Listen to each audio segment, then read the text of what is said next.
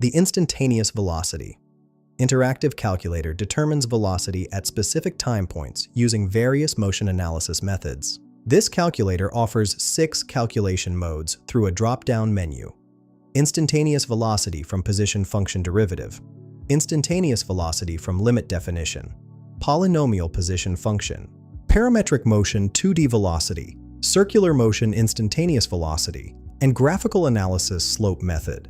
For this demonstration, I'm using instantaneous velocity from position function derivative. The input fields for this mode are position coefficient A in meters per second cubed, position coefficient B in meters per second squared, position coefficient C in meters per second, and time t in seconds.